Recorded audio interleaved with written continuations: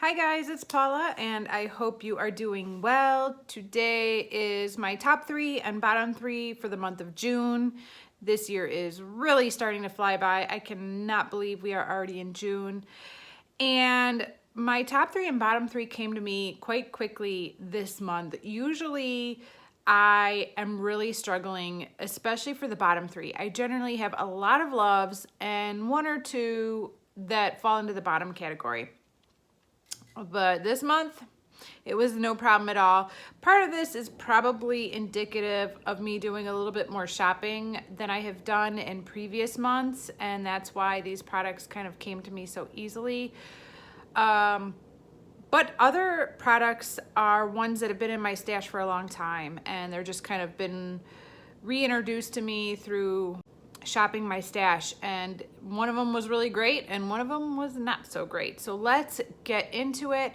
As always, I have chosen my top 3 favorite products from the month. These are all current products that are still available. They were 3 products that I thought were especially good and worth making note of, and the bottom 3 are not necessarily horrible products, but they definitely are 3 products that will not be missed once they're gone, and just didn't work for me in the way that I'd hoped they would, and they just didn't work. They weren't good for me.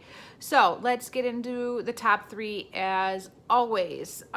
First of all, I want to talk about my Smashbox Trio in Pick Me. I bought this from Sephora about a month ago, maybe a little bit more than that, and I love it. I absolutely love this trio. It is got this camera lens design, which is cute. Here it is right here. This particular trio is a Sephora exclusive. They have many shades, and most of them are also available at Ulta, but this one in particular was a Sephora exclusive. It has the 2 pinky glitter shades. This one's a little bit warmer pink, and this one's a little bit of a cooler pink, and then this amazing matte dusty pink shadow that is like my perfect transition color ever. This one. I absolutely love this shadow. I still need to shop my stash and see if I can dupe this in my collection, but I love it and I'm so glad I have it. The glitters work really well. I do apply them to my eyelids with my fingertips. I just do one of these and one of these. I should do it right now. Do you guys want to see me use it right now? So what I have on my eyes right now is a pink colored cream base product that I'm going to talk about in a minute, and that pink shimmery eyeshadow from my e.l.f. 100 palette that's in my Killers Project pan. You all know what I'm talking about, right? Anyways, that's all I have like on my inner third of my eyelid. So let me take this top pink glittery shade and put it on top of that so you guys can see the magic. Did you see it? Man, I wish I was still 20 and going out to the club. I would be wearing this, but I just have to wear it to the grocery store because I'm 40 and I don't go clubbing. Oh, do you guys see what that did? Oh, I love this trio. I love it. That is so fun. I just love that. It is awesome.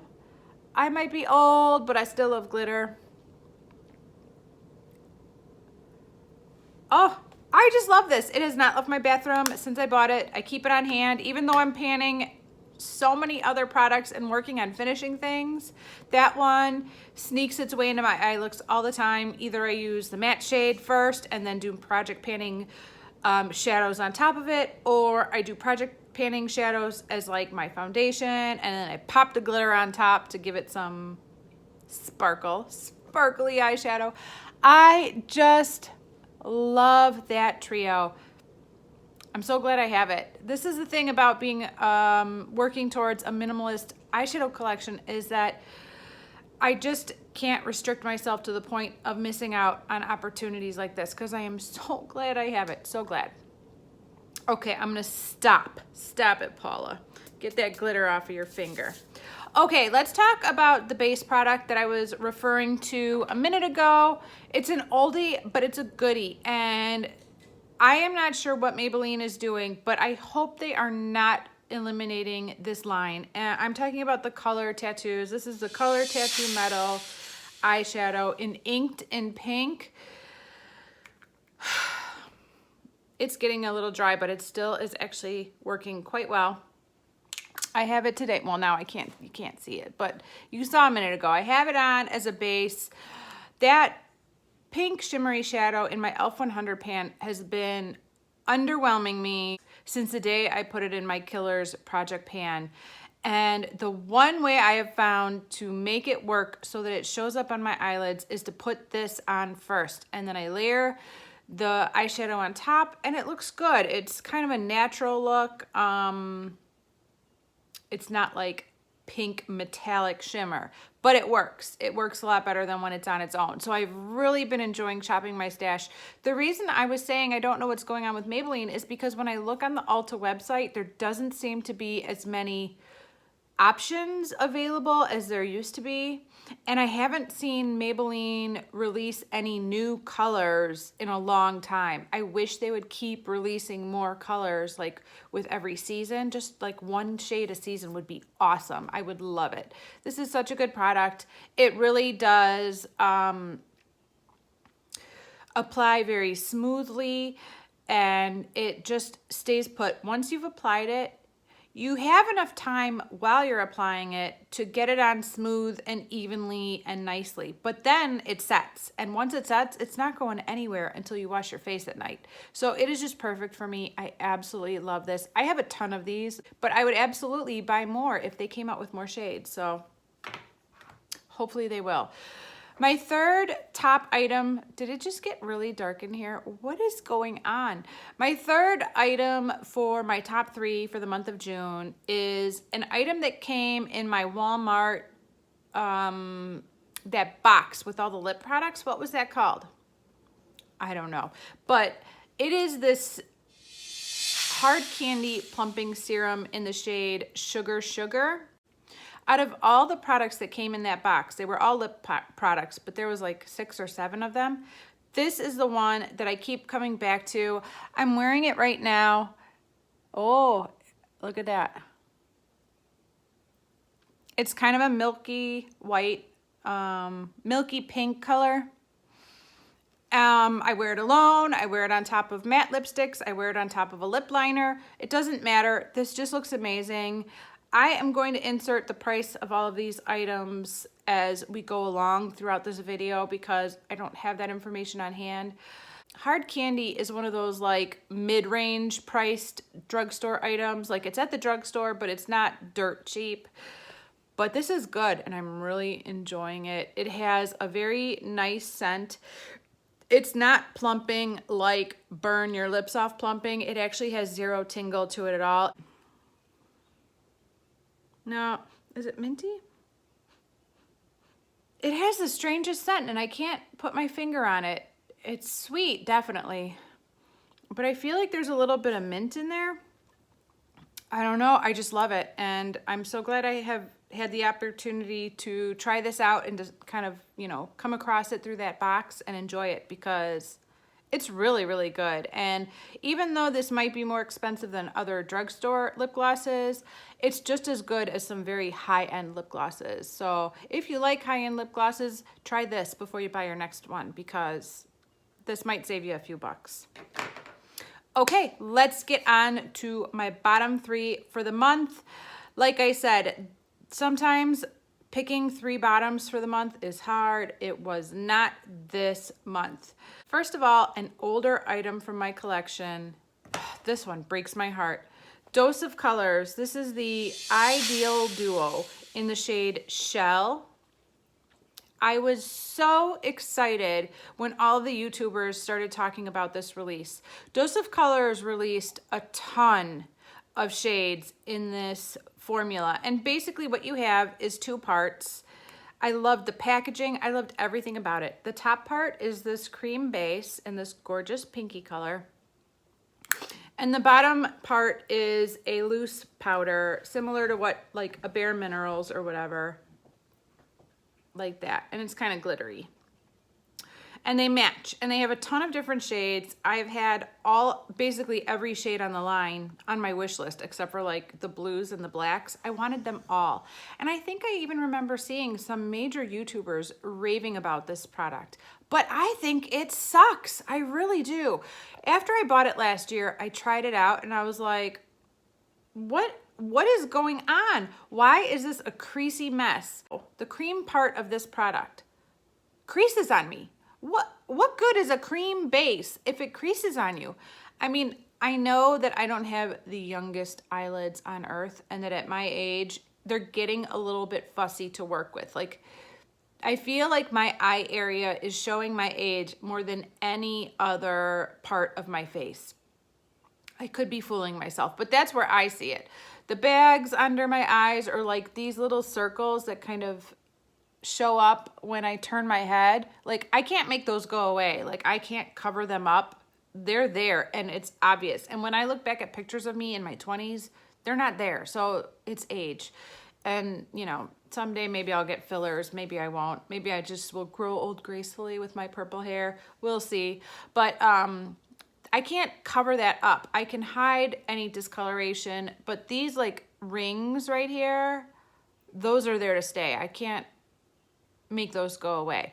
But the other problem I have with my age, and it's hard to see with all this eyeshadow on, but my eyelids are not as like taut and smooth as they used to be. They're a little bit wrinkly. It sucks. I hate even talking about it, but they are. And so I have to be very careful about what products I put on. For example, like liquid and gel eyeliners are moving their way out of my collection because it is hard to line my eyes with a nice sharp wing or a nice sharp line because of my aging eyelids. And like a black eyeshadow or a black eyeliner pencil is much more forgiving than an inky liquid liner. It's hard to, okay, I'm digressing. The point is that I'm trying to get to is that this cream product sucks. And the truth is the powder is not that impressive either. I was expecting something a little bit more showy for the price. And these are kind of expensive. I mean, I probably have, see, it looks gorgeous here. I really need to try this. Oh, see, now that looks amazing. I guess what I need to do next is try the loose pigment on a different base because I was so disappointed with the base that it kind of ruined the powder for me. And the other day when I was trying to make that pink shadow work, I pulled these two out since they're both kind of pinky cream bases. And I tried this one first and my eyeshadow looked like poop. And then I tried this one and it made the eyeshadow look amazing. I just was so disappointed. If any of you have this Ideal Duo product from Dose of Colors in any shade, leave a message down below and let me know what your experience is with the cream part of this product.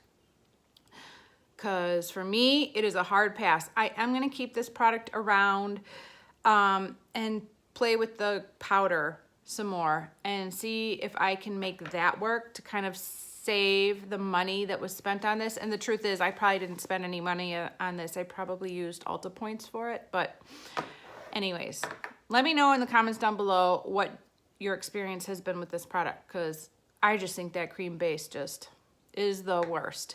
Speaking of the worst, as you guys know, I work through or with Influencer, and that is a company that sometimes sends you products to review and sometimes gives you little like missions where they ask you to go to a store and ask for, like, a lot of times it's Sephora. So they'll ask you to go to Sephora and try a sample of a product, since Sephora gives free samples to anybody who walks in, and write a review on it. Obviously, the purpose of Influencer and whatever company is, whatever product you are asked to review, is to hopefully give it positive reviews. No company is going to ask you to review a product in the hopes that it's a crappy review. I mean, they're hoping to promote a product. But unfortunately, I have to take a hard pass on this Living Proof Frizz Instant Defrizzer right here. Not because of the way that the product worked, but because of the smell. I don't know who would want to apply a hair product that is so loudly scented, it overpowers whatever perfume you're wearing. I can't imagine that. Why would I want to compete with my perfume with a hair product? Because I had Sephora credit and I didn't want to go into the store and spray this on my hair and then write a review. I didn't feel like that was enough information. It turns out it would have been, but I didn't know that at the time. I ended up buying the smaller size bottle, which runs $15. And I thought that's not too expensive for a product. I could use a little defrizzing in my life. I'll just buy the product rather than just test it out in the store. So I come home, and a lot of times when I'm in the bathroom doing stuff, like makeup and hair, my daughter Hazel, who's 2.5 years old, is in there with me because she likes to hang around with me and she likes to play with all the stuff. So she's sitting right next to me, and I start to spray this stuff in my hair. And the scent that came out of this bottle was so loud that I dropped the bottle and grabbed her and ran out of the bathroom because I didn't want her to breathe this in. I mean, it was just nasty. And I just can't believe that any product in 2018 is this strongly scented. I literally cannot even review the quality and performance of this product as far as defrizzing goes because the smell is so obnoxious. So I actually think I am gonna offer this to a friend or two of mine who I think might not be as bothered by the smell or might be willing to try it out because there is no way I'm ever gonna use this again. I really should just take it back to Sephora and return it, but I am so bad about that. Like, I just don't do that kind of stuff. So hopefully somebody in my little circle will love this and not mind the smell, but it is a hard pass for me. The last item in my bottom 3 for this month is a sad one because I wanted it to work so bad, and I'm just so disappointed that it didn't for me. And that is my China Glaze nail polishes. I have seen China Glaze on Instagram since I started an Instagram account, and there's a lot of people who obviously love them because they're posting manicures and swatches, and the company's in business, so this polish is working for somebody, but not for me. I bought this shade in Are You Orchiding Me because somebody had posted their mani on Instagram, and I just thought it was the most beautiful pastel lilac shade for spring. And so I was particularly going in the store to find this bottle. But when I got to Sally's, they had a sale going on. It was buy one, get one half off. And so I started shopping the selection, and I ran across Son of a Peach, which is the most amazing color polish I've ever seen in my entire life. This is heaven. It is so beautiful. I absolutely love this color. The problem is the formula does not work for me at all. When I posted my disgust on Instagram regarding the formula of this product, there were a lot of people who came to the defense of this product and said that it's one of their favorites. There was also a lot of people who agreed with me. So this is working for somebody. One person, my friend Chelsea, suggested I put it over a white base of nail polish. There were some other suggestions for how to try to make it work. At the end of the day, I personally do not want to have to do all that to make a nail polish work. I might because I already own these, but I am never buying another China Glaze polish again. This polish took 3 coats, and even after 3 coats, it was still streaky and had like bald spots on it. And then, because I didn't realize I would need 3 coats, I made the decision, and I was doing my nails kind of later on in the evening, I made the decision to put my top coat on the next day because I wanted to make sure those 3 coats like dried and set, and I didn't want it to be soft enough or wet enough that it like got sheet marks all over my manicure while I slept at night. So I did the 3 coats of polish in the evening, and I woke up the next morning and I went to go put the top coat on, and my nails were already chipping. What? I didn't do anything. I just went to bed. How do you chip your nails when you're sleeping at night? I don't know. It was 8 hours later and my nails had chipped by the time I woke up in the morning. I was unbelievably disappointing. Now, I know a lot of people who do daily manicures and don't care if a polish doesn't have good lasting power because they're gonna take it all off that evening and paint a new polish on. That is not me. I'm not living that life right now. I don't know if I've ever lived that life, but I'm certainly not living that life now. And in 2018, once again, I hate to say that, I sound like so old school, but seriously, like, we have come too far to have to put up with this. There are good quality polishes out there that will give you a 5-6 day manicure and look great. No, very disappointing. Okay guys, that wraps up my top 3 and bottom 3 for the month of June. Thank you so much for watching and I will see you in the next video. Bye.